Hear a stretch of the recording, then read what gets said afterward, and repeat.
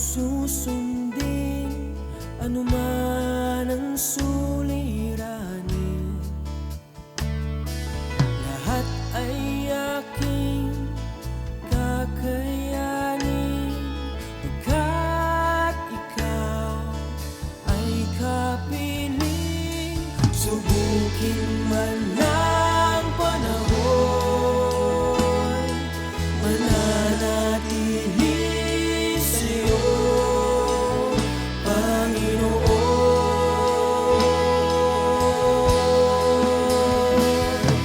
Walang alinlangang maglilingkod, walang pangambang sa'yo ay susunod. Hindi susuko at hindi ito, patuloy lamang sa iyo, Panginoon.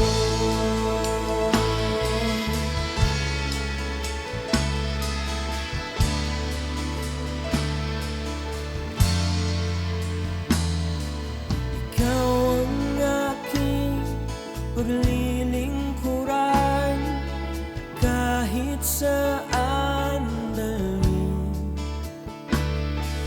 Ikaw ay lagi kung susundin anuman ang suliranin,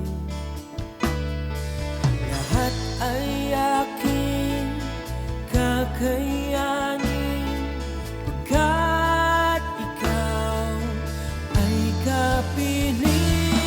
Subukin man ng panahon, mananatili sa'yo, Panginoon.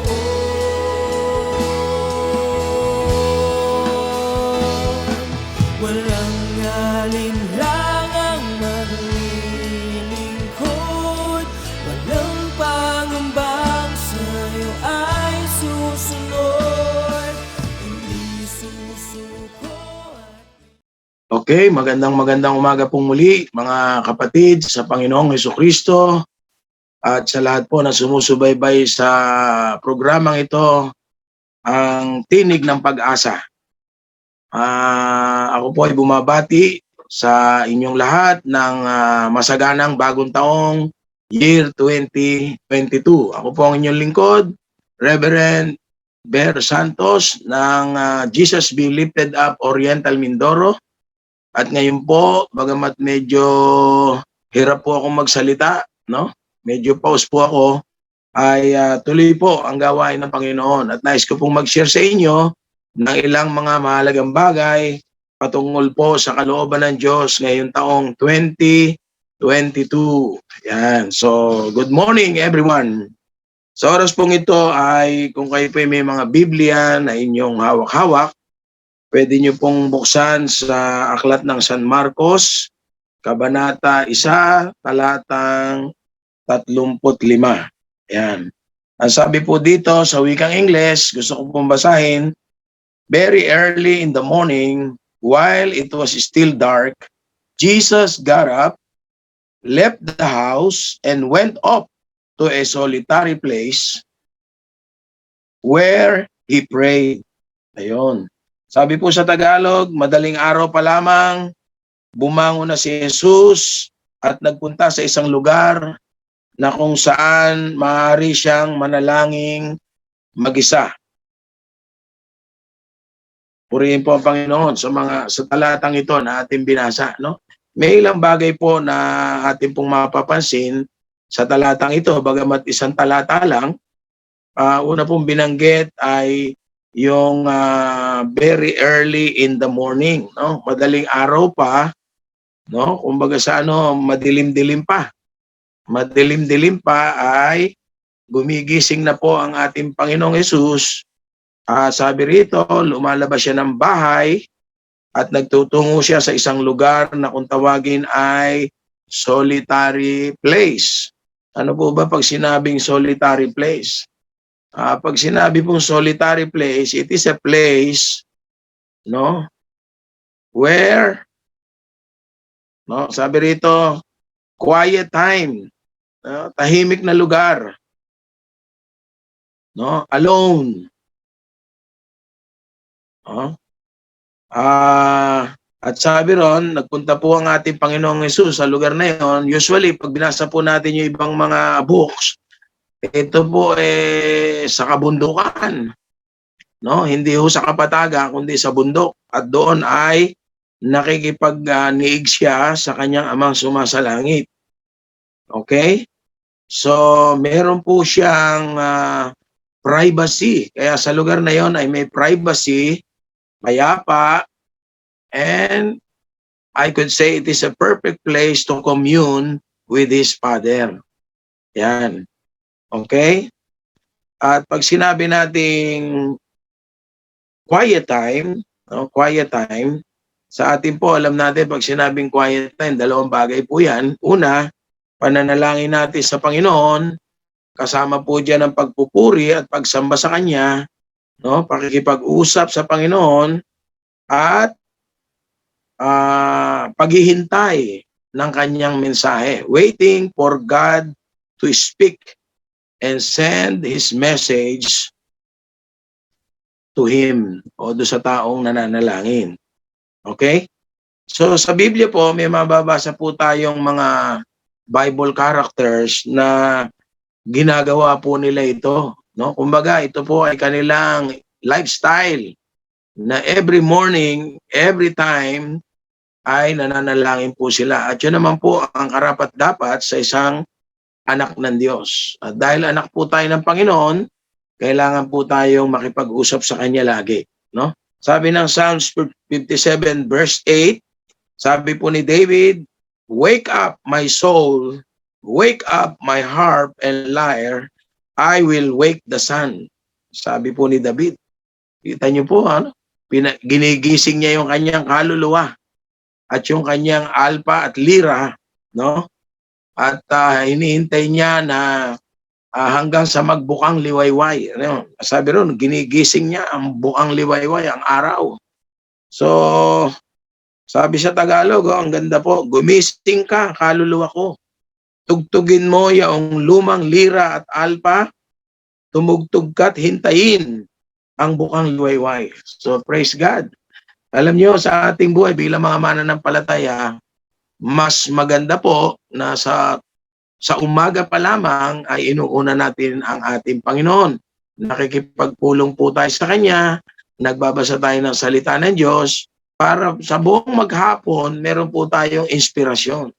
Meron po tayong, kumbaga, paghuhugutan ng ating lakas. At ang Panginoon po ang pwedeng magbigay nito. Ano po? Ang sabi po ng Psalms 5 verse 3, "In the morning, O Lord, you hear my voice. In the morning, I lay my request before you." No? And wait in expectation. Ayun. Sa umaga, sa hapon, maging sa gabi rin, sabi ng Psalms 55 verse 17, "Sa umaga at sa hapon at maging sa gabi rin, aking itataghoy, no? Ang mga hinaing at ang aking tinig ay kanyang diringgin." So, purihin po ang Panginoon. Ganito po ang lifestyle ni David. Kapag meron po siyang gustong hilingin sa Diyos, o siya po ay nakikipag-usap sa Panginoon, no? Lalo po itong Psalms 55 na ito, pag inaral po natin ito, siya po ay nasa gitna ng kabagabagan dito. Marami pong nagtatangka sa kanyang buhay.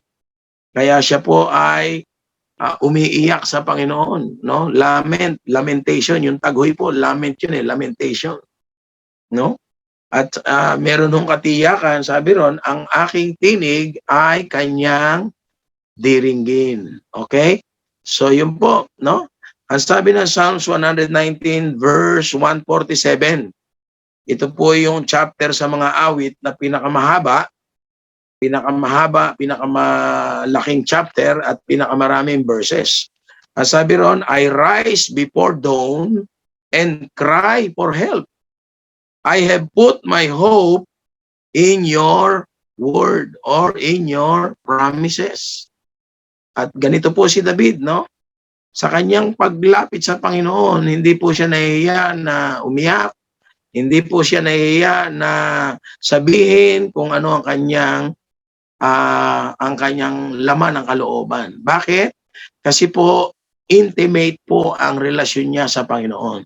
Kaya nga po, hindi ko pala nabanggit, yung ang title po ng ating pinag-aaralan ay Intimacy with God, no? Intimacy. Pag sinabing intimacy, and when you have an intimate friend in your life, no? Kasi tayo pong mga tao, meron tayong BFF na tinatawag, di ba?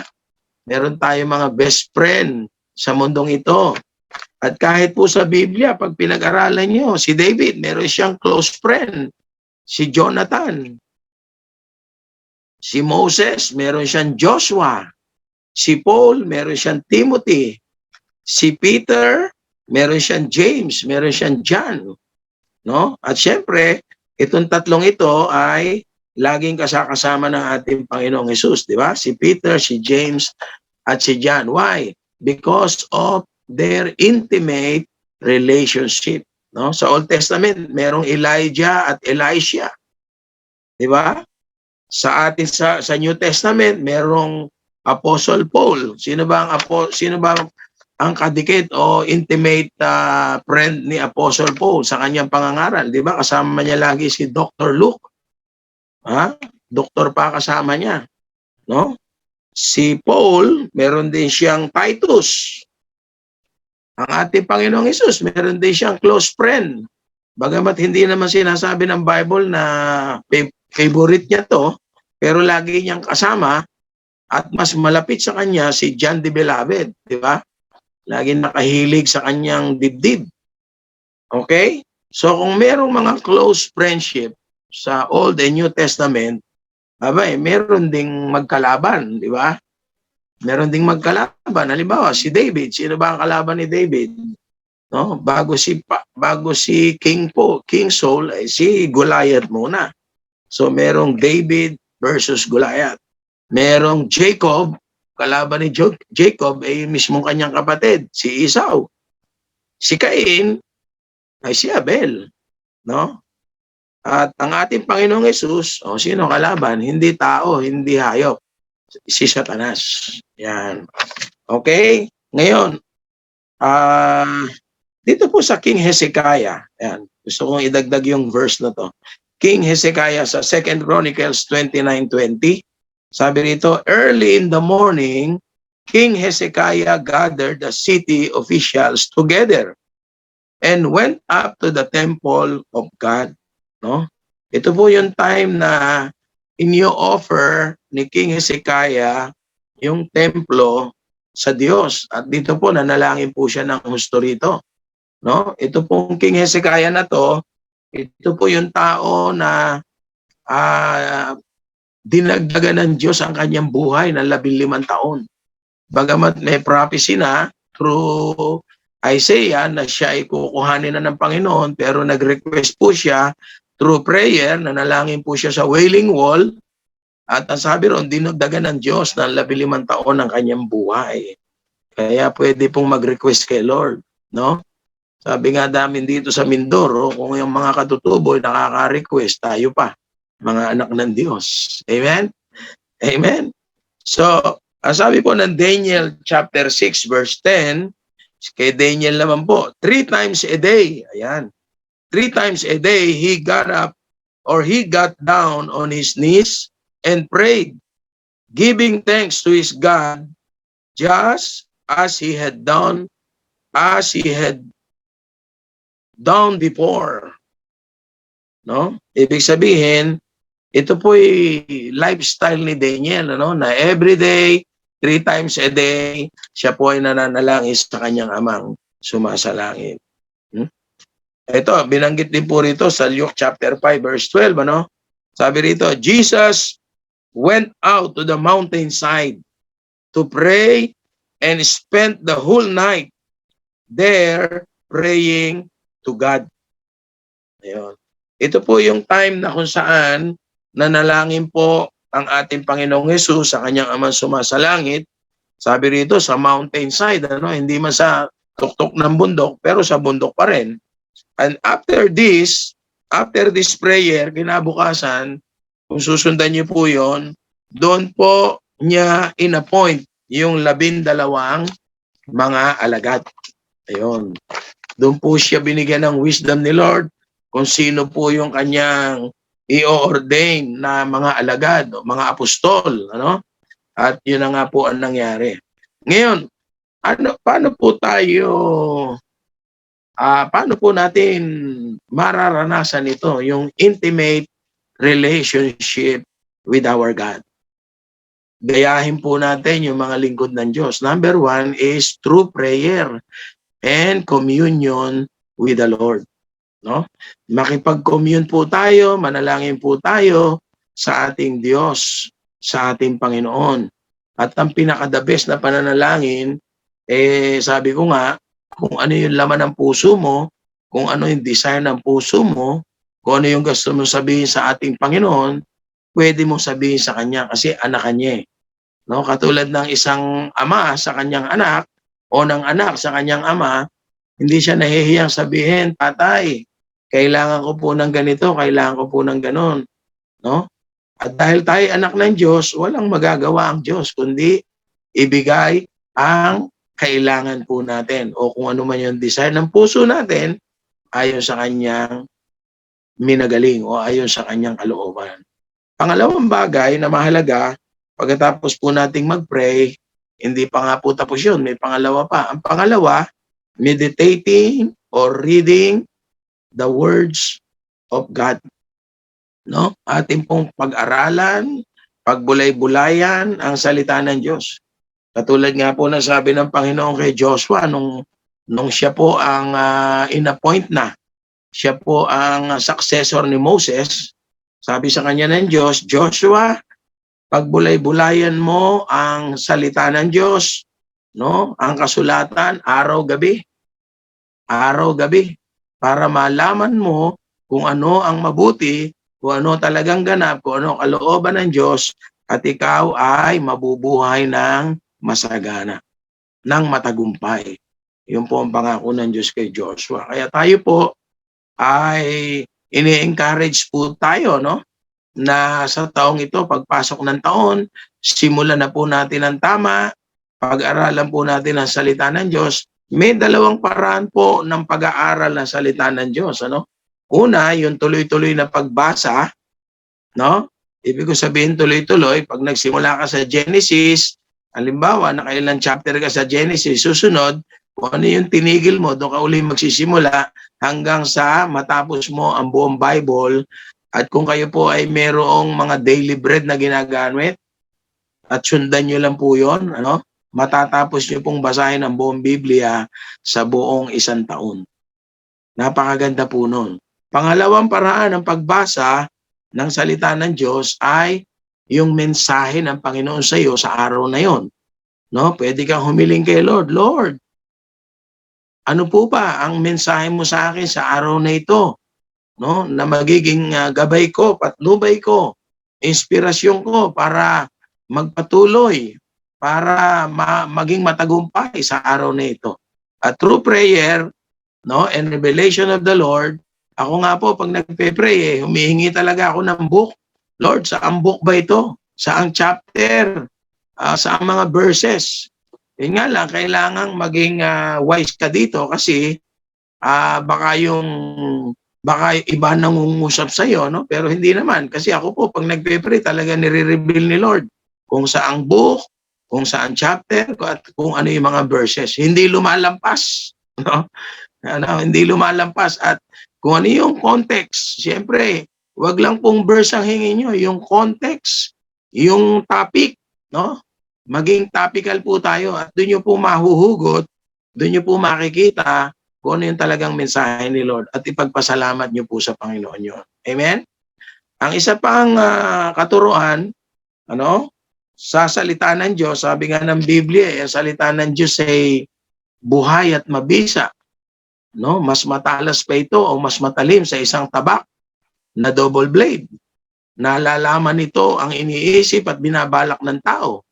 kaya nitong paghiwalayin ang kaluluwa at espiritu ng tao. So napaka-bisa po ng salita ng Diyos. At ang sabi ng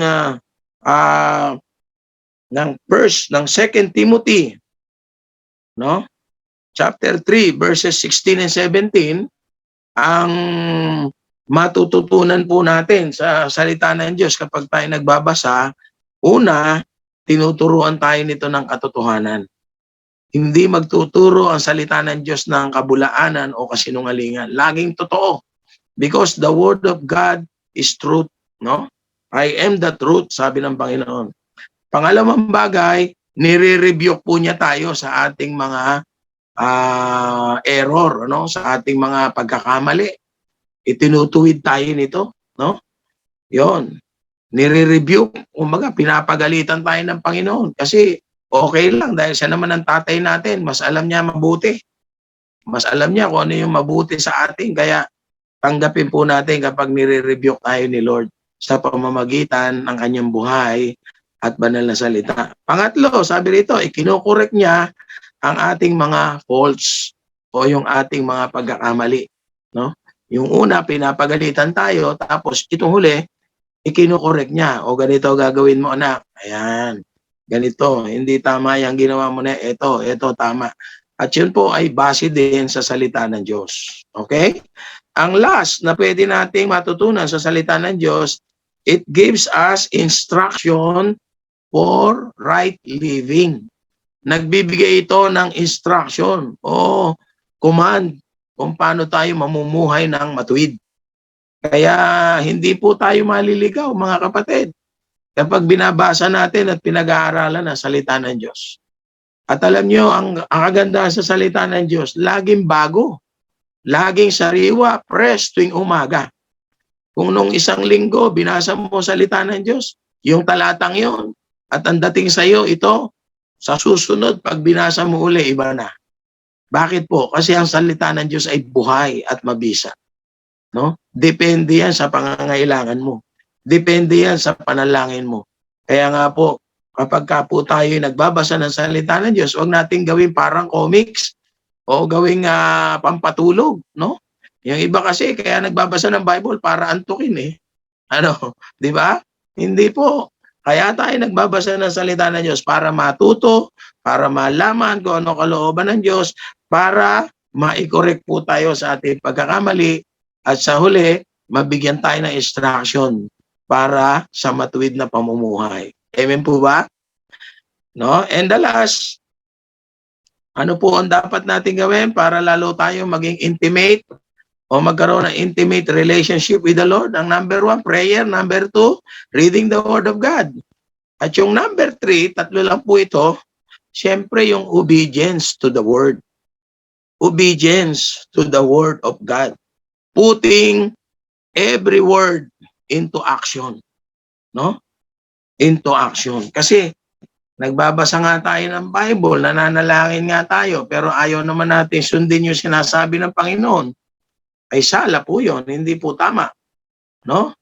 Ang sabi nga ng Bible, para tayong tumingin lang sa salamin, nakita mo yung iyong mga dumi sa mukha, no? Pero hindi sa halip na alisin mo, sa halip na linisin mo, aalis ka na lang na para bagang walang nangyari. Hindi po ganon. Ang kailangan po, ipamuhay natin ang salita ng Diyos. At tayo po ay maging buhay na patotoo. No? Tayo po yung living letters. Actually, tayo po yung living Bible. Tayo po ang bukas na liham ng Panginoon na kapag nakikita tayo ng mga tao, doon nila masasabi, ito palang taong ito talagang binago na ng Diyos. Talagang ipinanganak ng muli sa Espiritu. So yun po, mga magulat kapatid, kaya ho yung tatlong yan, para maranasan po natin ang intimacy with our God, no? Una, marubdob na panalangin. Mataimtim na panalangin. Hanap po tayo ng ating prayer closet. Necessarily na pupunta ka sa bundok ng Halcon dito sa Mindoro o kaya pupunta ka sa ilalim ng baol, ano? O hahanap ka na isang lugar na ikaw lang. Yung iba sa CR. Sala po yun. Paano kung may gagamit na CR? Di ba? Maabala ka. So, pag sinabing prayer closet, yung isang lugar na pwede mong puntahan na meron kang privacy, may kapayapaan ka. Meron kang makakapag-isa ka po doon ng mga ilang oras at ang kausap mo lamang ay ang ating Panginoon. So mga magulang kapatid, ito po ang mensahe ng Panginoon. Magsimula po tayo sa taong 2022 sapagkat ako po nananampalataya ang kalooban ng Diyos, pagpalain po tayo ngayong taong ito, palawakin niya ang ating teritoryo, maging masagana ang ating buhay at ang ating paglilingkod sa Panginoon. So, purihin po ang Diyos, purihin po ang Panginoon. Sa oras na ito, nais ko pong magandog ng isang panalangin para sa ating lahat. At kung kayo po ay merong mga prayer request, merong mga sakit karamdaman, merong mga pangangailangan sa Diyos na hanggang ngayon hindi nyo pa natatanggap, mga magulang kapatid, sundin nyo lang po ang mga bagay na ito at ipanalangin po natin na sa taong ito na 2022, maraming mga signs, wonders, and great miracles will happen in our life. Tayo po'y manalangin, yuko po tayo saglit, at tayo po'y manalangin. Dakilang Diyos, salamat po sa hapong ito o sa umagang ito, na minsan pa, o Diyos, ay narinig po namin ang kapahayagan ng iyong buhay at banal na salita. At nalalaman po namin na kalooban mo na kami magkaroon ng intimate relationship with you, O God. At ito'y mangyayari lamang kung kami po ay laging nakikipag-usap sa iyo, laging nakikipagniig sa inyo, Panginoon, laging binabasa at pinagbubulay-bulayan ng iyong salita at ito'y aming inia-apply sa aming buhay sa araw-araw. Maraming pong salamat. Lord, continue to touch the heart of people at kung ano man ang kanilang mga pangailangan, ano man ang kanilang kahilingan at panalangin, Ama, sa pangalan ni Jesus, ipuhin mo po ang kanilang buhay. Gumamit po kayo ng mga instrumento, mga tao man o pangyayari upang maibsan ang kanilang mga kalungkutan, ang kanilang mga nadarama na may pangangailangan. Abutin mo po sila ng iyong kapangyarihan, O Diyos. At ang may sakit, may karamdaman, Lord, nagdideklara po kami ng kagalingan sa buhay ng bawat isa. Patuloy mo ingatan, ilayo sa anumang sakit karamdaman ang iyong mga lingkod. Salamat po, Panginoon. We honor you, Lord. We praise you. This is our prayer. In Jesus' name, Amen. Amen. Praise God. Magandang araw po muli sa inyo lahat. Pagpalain tayo ng Panginoon. At ako po'y muling bumabati ng isang happy and prosperous New Year. God bless you. Mabuhay po kayong lahat. Amen. Walang pangambang sa'yo ay susunod, hindi susuko at hindi hinto, patuloy lamang sa iyo. Walang alinlangang maglilingkod, walang pangambang sa'yo ay susunod, hindi susuko at hindi hinto, patuloy lamang sa iyo. Hanggang dulo, mananatili anumang hamon, ikaw pa rin ang Panginoon. Tatapusin ang takbuhin sa kaharian.